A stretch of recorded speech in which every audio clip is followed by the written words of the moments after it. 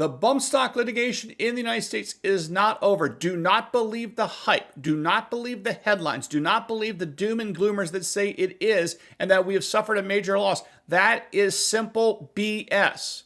The bump stock cases are going to continue, and I suspect we will prevail big time in the U.S. Supreme Court in the next 24 months. Let me explain clearly why in a second.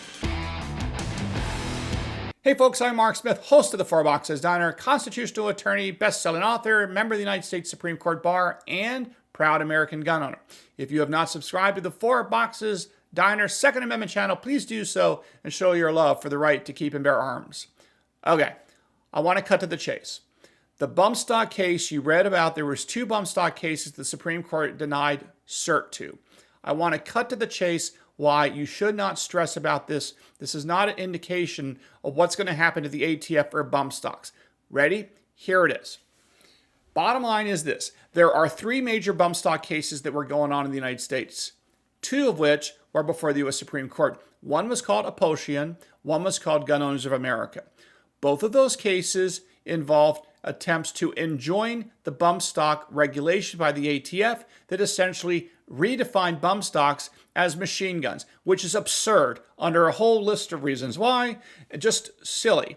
Nevertheless, the Trump administration's ATF did redefine bump stocks as a machine gun, and the courts have upheld these to some degree so far.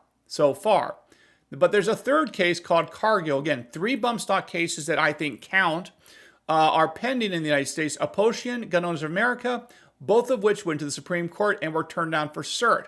But I don't think that was the main chance we had. The main chance we had on the bump stock case was a case out of Texas called Cargill.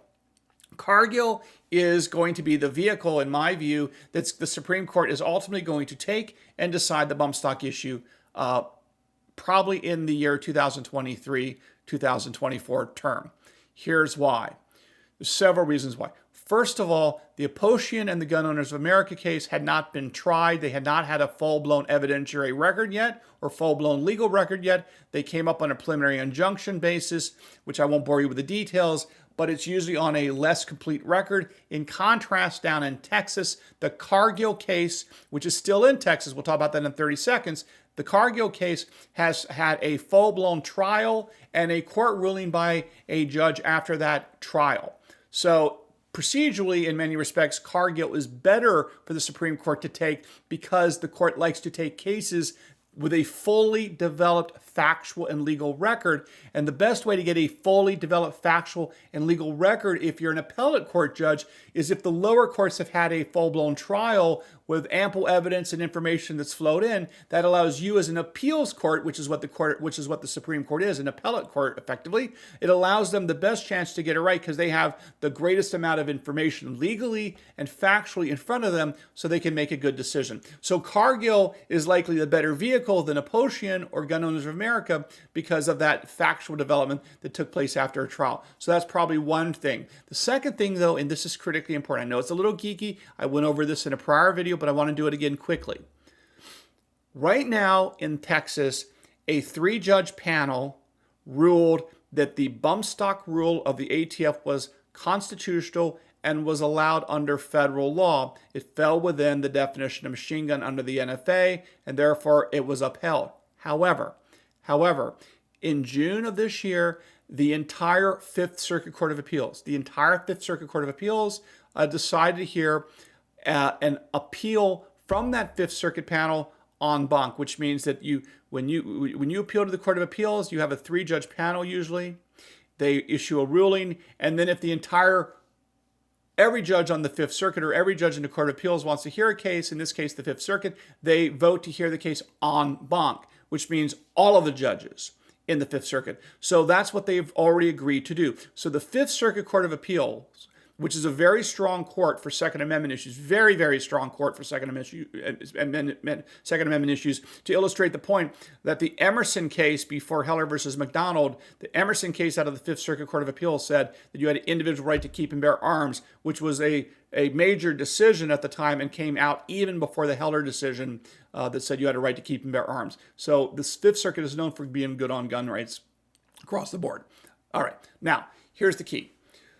The Fifth Circuit, in my opinion, no guarantees, but the Fifth Circuit is likely going to conclude that the ATF's authority to issue this bump stock regulation was absurd, unconstitutional, illegal, and no good, and the law may not be enforced. That will be the decision, in my view, my best guess, that the Fifth Circuit is going to issue.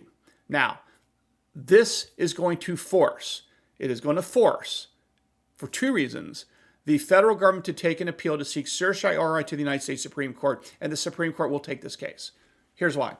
First of all, there is no way on earth that any presidency, especially Joe Biden that's anti-gun, can allow a federal court of appeals to strike down a major federal law, including the bump stock regulations, without seeking certiorari from the Supreme Court. It's just not going to happen for a whole host of reasons. So the first thing that's going to happen is when this ATF regulation is struck down in Texas, the federal government is going to almost certainly have to take an appeal, seek certiorari from the Supreme Court.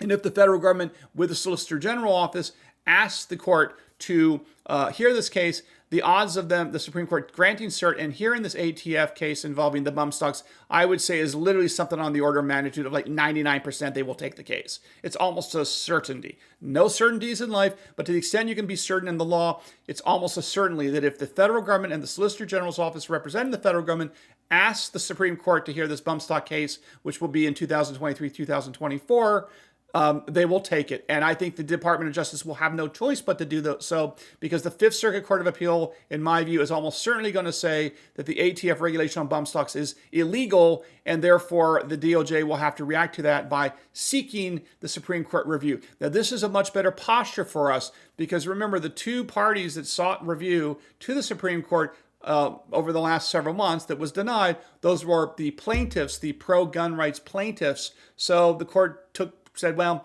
we're going to exercise our discretion. We're going to say no to that. We want to see what the Fifth Circuit has to say, because the Fifth Circuit is very smart on the Second Amendment, and we'd like the benefit of their knowledge. And the best evidence that the bump stock case is going to go to the Supreme Court, in my view, is that you saw no dissent from the denial of cert from any judge saying we should hear this case now. And the reason why I think none of the judges in the Supreme Court, complained about not hearing the bump stock cases right now is because I think they all know in their mind they've got the Cargill case coming from the Fifth Circuit next year. And again, I think that's likely going to occur. The Supreme Court is going to hear the bump stock case, I suspect, next year. I think my logic is very strong on this. And I think if you talk to other Supreme Court litigators and people that track this stuff carefully, I think they would probably agree with my assessment that we're probably going to see a bump stock case in 2023, 2024, which is next term. And they're going to have the benefit of what the Fifth Circuit says on the issue, which they always like to, again, the Supreme Court likes to get it right. So the more voices they hear, the more smart people involved, the more they like it, because it makes it more likely they're not going to screw up and get something wrong or forget something or miss something. So again, I think that the bump stock cases, the bump stock ban is on a very good trajectory for us. It's going to take a little bit longer. Not a big surprise. Sometimes litigation involving the Supreme Court takes time, just the nature of the beast. But I think the trajectory, frankly, looks very, very good for knocking out bump stocks on the grounds that the ban violates the non-delegation doctrine that says that Congress should be making the law and not letting these regulators do so.